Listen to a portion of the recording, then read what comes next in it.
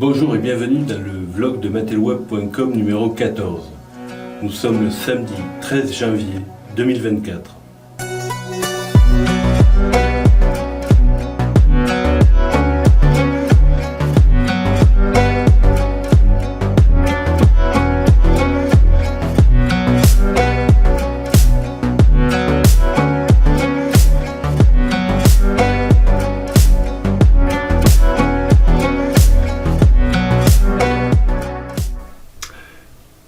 Je cherchais une réponse à une question cette semaine.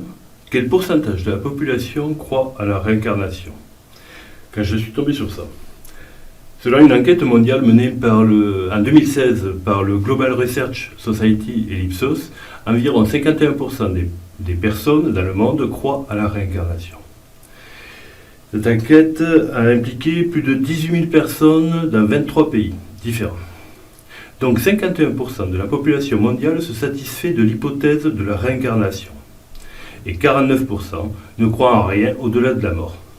Dans le détail, l'enquête divise ces 49% en deux groupes. 23% des personnes croient que nous cesserons simplement d'exister après la mort, tandis que 26% ont déclaré ne pas savoir ce qui se passe après la mort. Donc, les matérialistes purs et durs représentent 23% de la population mondiale. Alors évidemment, je le rappelle, c'est une enquête mondiale sur plus de 18 000 personnes dans 23 pays différents. Évidemment, les pourcentages diffèrent en fonction des pays. Le pourcentage des personnes qui ne croient en rien après la mort est majoritaire dans la plupart des pays occidentaux et inversement, il est minoritaire dans des pays comme l'Inde. Malgré tout, le rapport de force est posé avec ces chiffres sur deux visions du monde, deux visions de l'existence diamétralement opposées. Croire à la réincarnation, c'est accepter que ce monde est gouverné par des forces qui nous dépassent et qui nous transcendent en même temps. Pour quelqu'un qui croit à la réalité de l'âme, et donc dans sa possible transmigration d'un corps vers un autre, par différentes incarnations, toute action de la vie quotidienne est une manipulation de ces forces opposées que nous appelons le bien et le mal. Pour 51% de la population mondiale, la réalité du bien et du mal n'est pas approuvée.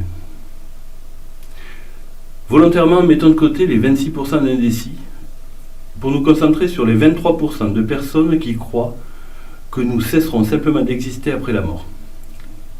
Pour ces personnes, aucune transcendance n'est envisageable, puisqu'une vie est définitivement bornée par une date de naissance et une date de mort.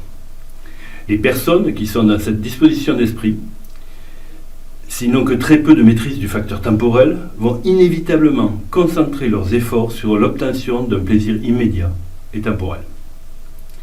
Le problème avec cette vision du monde, c'est que l'individu matérialiste, pur et dur, en arrive à la conclusion que pour lui, la fin de sa vie, c'est aussi la fin du monde.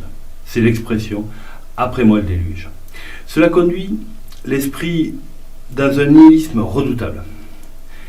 Il ne nous reste plus qu'à espérer que dans ces 23% de personnes qui ne croient en rien, il n'y ait pas de dirigeants ou de très puissants hommes d'affaires qui aient entre les mains la destinée de l'humanité. Ces individus ne deviennent vraiment dangereux pour les autres que quand ils sont approchés lors de leur trépas. Voilà, je vous remercie et je vous dis à la semaine prochaine.